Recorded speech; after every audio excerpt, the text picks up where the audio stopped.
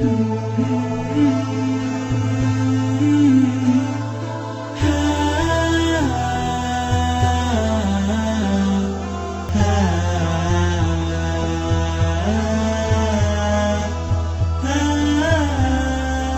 orang infak di jalan Allah. Infak itu, ini yang perlu saya luruskan. Tidak harus menggunakan uang. Infak itu pemberian bersifat materi.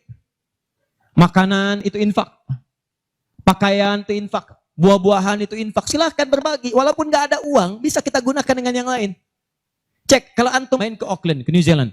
Ya, di situ ada donation itu bukan cuma dengan uang. Food, kadang mereka kasih dengan makanan. Ada yang nyimpen ciki, kotaknya di situ. Di kotak infak itu, kotak dalamnya ada ciki, ada beras, dan macam-macam. Sampingnya ada yang uang. Cuman mesti dilihat dulu bagaimana bentuk kotaknya. Ya, kalau kotaknya belahan kecil, itu pasti uang. Bukan beras. Oh, ini beras nih. Dibuka dulu karungnya, diginikan. Tidak, bukan. Silakan bebas. Ya, dan itu nilainya tinggi. Kadang-kadang antum lupa di majelis ilmu ada snacknya. Walaupun cuma kurma dapat 2, bagi 1 dengan teman. Air misalnya tidak harus semua oleh antum. Bagi, begitu antum bagi langsung dituliskan 700 kali lipat paling minimal. Demi Allah saya katakan paling minimal 700 kali lipat. Makanya zaman Nabi itu ada satu keluarga yang berlomba tuh mendekatkan diri pada infak walaupun dirinya kekurangan. Agak aneh tuh cara berpikirnya. Ya, jadi kalau dibandingkan manusia sekarang nggak dapat tuh, nggak dapat. Saya mau tanya begini, antum di rumah persediaan, antum punya anak 2. Antum dengan istri, 1 suami, 1 istri, 2 anak. Di rumah ada persediaan makanan untuk 2 anak antum saja.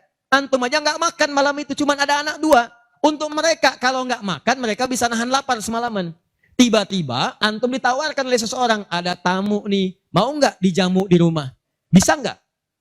Pertanyaan saya, kalau ada orang yang datang seperti itu ke tempat antum, Mas, ini ada tamu, saya nggak bisa jamu, bisa nggak antum jamu? Di rumah antum cuma ada makanan untuk anak-anak, antum pun nggak bisa makan. Pertanyaan saya, dijamu nggak teman itu?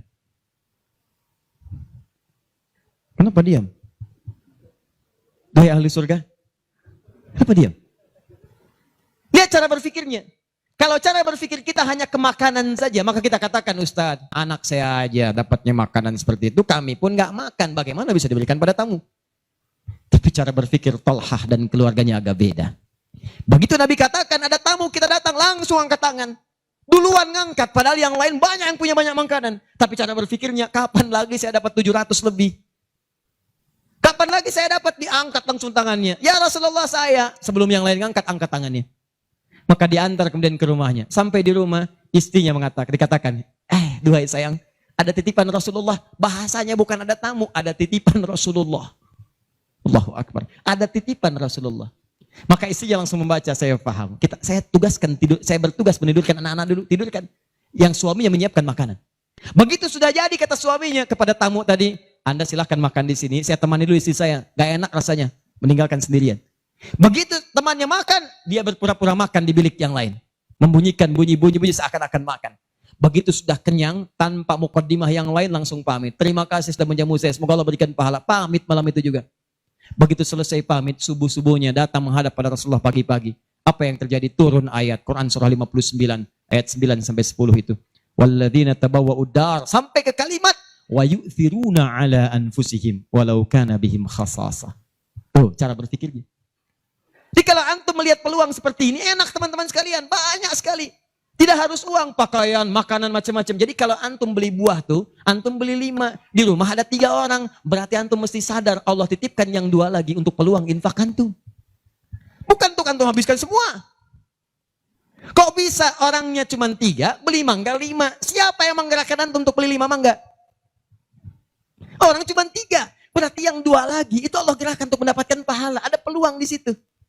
Lu kepada siapa ya Rasulullah saya berikan? Kepada siapa ya Allah saya infakkan? Ini yang sering keliru. Kata Allah langsung turun. Fi sabilillah. Yang utama itu 5 dulu. 5. Kalau Anda temukan 5 ini, dia peluang infaknya sangat tinggi untuk diberikan. Siapa mereka ini? Ada di Quran surah kedua ayat 215. Paling kanan sebelah bawah. Yas'alunaka madza yunfikun. Mereka bertanya pada Muhammad SAW. Ya, awas, apa yang harus kami infakkan? Pada siapa? Maka turun jawaban, kul ma anfaqtum min khair. Katakan kalau mau infak mesti yang paling bagus. Jadi kaidah pertama. Awas, ada peringatan di Al-Baqarah ayat 267. Wala tayammamul khabitha minhu tunfiqun walastum biakhidhihi illa an tughmidu fi. Jangan kamu infakkan pada orang lain yang kamu tidak suka. Melihatnya aja kamu nggak suka, dikasih orang. Antum punya uang 50.000 dua, satu, wah masih keras, bagus, luar biasa. Masuk dompet enak dilihat. Yang kedua, wah sudah lecek, dekil of the kumel. Wah dilihat gak enak, baunya gak nyaman. Tiba-tiba ada orang lewat, Pak, sedekah Pak. Pertanyaan saya, maaf, mana yang antum berikan? Yang lecek atau yang bagus? Tuh. Ingat, kalau urusan zakat mal, berikan yang bagus. Zakat mal, pilih. Paham? 5 orang ini siapa? 1, lil walidain, orang tua. Ini orang tua ini gak pernah minta, jarang sekali. Cuman kita yang mesti paham. Kan sama, antum pun suka ngasih isyarat. Mama, mama, mama, mama. Oh mau makan, makan.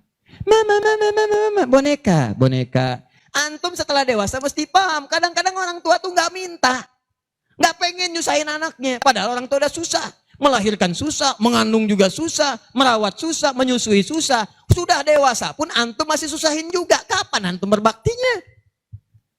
Tapi kadang-kadang cuma nanya, nelpon apa kabar. Padahal di rumahnya itu Masya Allah lagi kurang beras. Beras kurang, rezeki belum dibayar. Kirimkan, sebelum diminta kirimkan. Itu begitu antum kirimkan demi Allah saya katakan. Di hadis Al-Bukhari, di kitab Al-Adabul Mufrad, bukan cuma mendapatkan lipatan pahala kalikan 700 lebih. Tapi ridha Allah turun ke tempat antum pada saat itu. Kalau sudah turun, semua doa yang antum mintakan minimal akan dijawab pada saat itu. Itu rahasianya. Kalau dengan urusan orang tua itu udah gak usah mikir. Begitu mengatakan, nah gini-gini, tenang aja mah. Walaupun gak ada, katakan, insya Allah mah selesai. Insya Allah, berusaha antum. Begitu antum dapatkan seperti orang tua mengusahakan untuk antum dulu, maka pahala dilipat gandakan, ridho turun seketika. Kejar. Wal aqrabin, kerabat terdekat. Kerabat dibagi 2. Ada yang tempatnya jauh tapi hubungannya dekat. Punya saudara sekandung, tinggalnya di Palembang, antum di Semarang. Ayo kirimkan. Anak bibi, nggak bisa nih pendidikannya. Bantu, antum ada, bantu, nilainya tinggi. Jangan dikira ringan. Nih bagian kedua nanti kalau saya terangkan banyak nih. Tenang aja, kita masih sampai subuh. Bagian kedua. Saya ikutin deh. Antum jual, saya beli. Ya, cuman saya beli sampai 9:30. Paham? Ayo akrabin. Yang kedua itu, maaf. Golongan kedua akrabin bisa tetangga. Orang yang tidak ada hubungan famili secara mahram, cuma tetangga antum. Tapi kalau yang kedua ini, Allahu Akbar, indahnya Al-Quran. Cek oleh antum, silahkan cek. Walaupun beda agama, itu tetap ada peluang infak. Gak ada ketentuan ini kecuali di Quran. Gak ada aturan ini kecuali di hadis. Buka Quran surah ke-31 ayat 15 paling kiri sebelah atas. Ada anak muslim, orang tua belum Islam, belum dapat hidayah. Kata Allah, urusan untuk ibadah pisahkan. Orang tua jangan paksa, doakan dia, silahkan dakwahi. Tapi urusan dunia, wasahibhuma fid dunya ma'rufa. Wa in jahadaka ala an tusyrika bima laysa laka bihi ilmun fala tuti'huma. Urusan ibadah masing-masing, kalau diajak-ajak enggak usah ditaati, tolak dengan cara yang lembut. Lembut. Tapi kalau urusan dunia, bagi. Antum muslim, orang tua belum Islam, antum punya kelebihan. Uang agak banyak, melimpah, makanan ada, bagi. Kata Allah, jangan lihat kemudian kepercayaannya karena dia belum muslim. Bagi. Indah teman-teman sekalian. Dan itu ada pahalanya. Begitu antum berikan, masuk yang halal. Begitu halal masuk, kan haram keluar. Kan cara berpikirnya begitu. Halal masuk, yang haram keluar. Begitu keluar, sekat di hatinya terbuka. Karena yang haram itu saat masuk di hadis Muslim, haram masuk naktah sauda, noda hitam. Noda menutup. Kalau masuk jadi daging dia, antum misal, iyadzubillah bukan antum, ada orang lain konsumsi yang haram. Yang haram masuk ke dalam mulutnya, masuk ke tubuhnya, beredar dengan darah. Jadi daging, masuk ke telinga, Quran surah 6 ayat ke-25. Wa fi adhanihim naqra, waqra, di telinganya ada sumbatan. Maka yang haram cepat kedengaran, yang halal susah. Masjid dekat, suaranya dekat, Allahu Akbar, susah. Tapi konser yang macam-macam, yang joget, yang ini, yang itu, nyampe tuh konser di Jakarta, dari Semarang tembus ke sana. Wa ada absarihim ghishawa, masuk ke mata jadi penghalang, nutup. Quran surah kedua ayat ke-7. Gak kelihatan. Orang ke masjid itu bukan gak kelihatan, nampak, cuman gak ada dorongan. Akhi, ayo ke masjid. Ya, alhamdulillah, nanti. Padahal yang besar lewat, kecil lewat. Yang paling aneh itu begini. Kok bisa antum lewat depan masjid, padahal bisa lewat jalan lain? Kenapa Allah antarkan sampai lewat depan masjid? Jadi kalau sudah Allah antarkan ke tempat-tempat yang baik, belum ingat Allah juga, antum mesti diantarkan kemana lagi? Tuh. Kok bisa antum lewat dengar adzan? Padahal bisa antum lewat jalan lain, gak kedengaran adzan. Kenapa kemudian yang dengar antum? Kok bisa lewat jalan itu kelihatan mata? Padahal bisa ada jalan lain. Kok bisa ngelihat? Kalau Allah sudah berkehendak kebaikan, antum masih belum bisa membacanya, masih ditanya. Itu pasti ada maksiat masuk. Caranya keluarkan. Kalau yang haram masuk, masukkan yang halal. Maka yang haram akan dihancurkan. Hancur, hancur, hancur. Kemudian muncul yang halalnya. Kalau halal sudah masuk, maka hati itu akan mudah untuk mendekat kepada Allah. Doakan, doakan, doakan. Demikian tetangga kita. Jangan dikira tetangga antum yang muslim saja. Mungkin kita ada non-muslim samping kita. Mungkin ada yang Kristen, ada yang Hindu, yang Buddha. Dalam hubungan keduniaan indah. Silahkan berbagi. Apa antum gak pernah dengar hadis Nabi? Siapa yang masak makanan, baunya sampai ke tetangganya, maka bagilah dia walaupun cuma kuahnya. Tapi maksudnya bukan daging yang antum makan, kuahnya antum bagi. Bukan. Tidak. Maksud hadis itu, walaupun cuma masak kuah, bagi juga supaya dia tidak negative thinking, tidak salah paham. Antum gak ada ayam, adanya singkong, cuman dimasak bumbu opor. Bumbunya opor, tapi dagingnya singkong. Dimasak gak antum bagi, tetangga bilang, oh masak opor enak nih, padahal singkong. Dibagi walaupun cuma kuahnya. Tapi pertanyaan saya, apakah hadis itu mengatakan kalau tetangga Anda muslim saja? Tidak. Never. Walaupun dia non muslim, masak. Bagikan sebelum dia menghirup baunya, ketuk pintunya. Begitu diketuk dia keluar. Ada apa Pak? Ini ada makanan walaupun sedikit, mudah-mudahan bisa bermanfaat. Bapak baik sekali, terima kasih. Bukan baik, Allah yang memerintahkan saya untuk berbagi. Dan saat itulah kalimat Allah mengalir di hati yang paling penting, menghunjam ke jiwanya. Masuk jadi hidayah. Masya Allah, besok-besok dia ketuk pintu kan, Assalamualaikum, udah bisa Assalamualaikum tuh. Sebelumnya tidak. Begitu dibuka sambil mengembalikan yang kemarin, ya panci yang kemarin dikembalikan. Pak, ini apakah Allah sudah memerintahkan berbagi lagi hari ini? Oh, lumayan. Nggak ada aturan kalau bukan non muslim jangan bagi. Nggak ada, indah dalam Islam itu. Jadi walaupun Anda kasih ke yang non muslim, pahala dituliskan. Jadi jangan pilih-pilih kalau urusan dunia. Anda masak, ini samping Islam, sampingnya lagi Kristen, sampingnya lagi kemudian muslim, non muslim. Bagi yang muslimnya, yang non muslim tidak.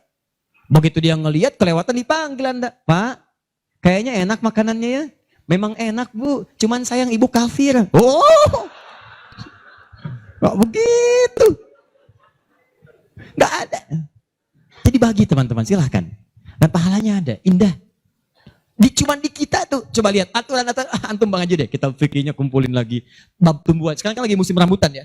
Rambutan. Tuh, antum di pekarangan ada rambutan, tumbuh. Pohon rambutan, pekarangan antum. Cuman sayang buahnya ke tetangga antum. Terus ke sini.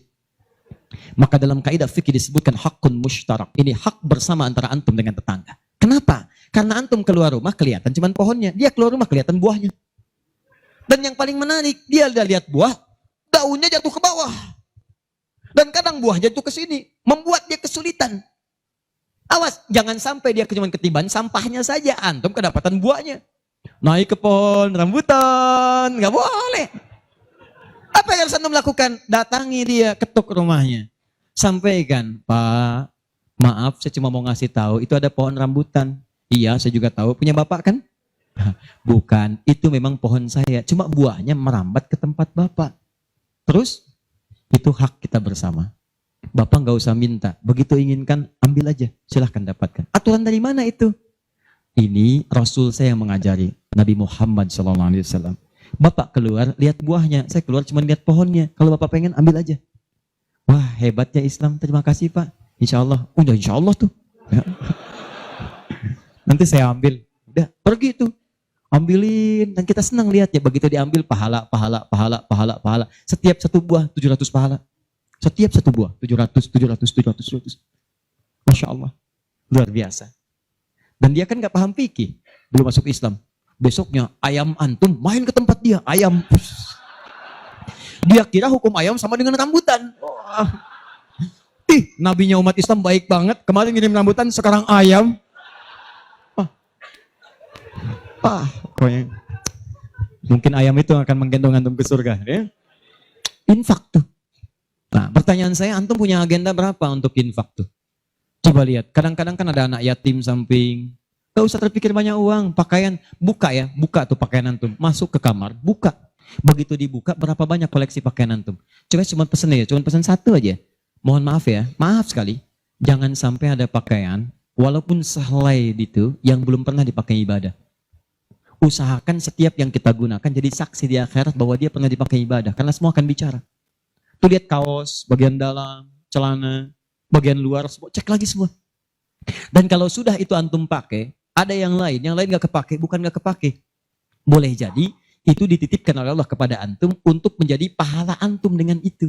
Sebab mudah bagi Allah menitipkan pada yang lain. Kenapa dipilih antum? Supaya dapat bagian pahala.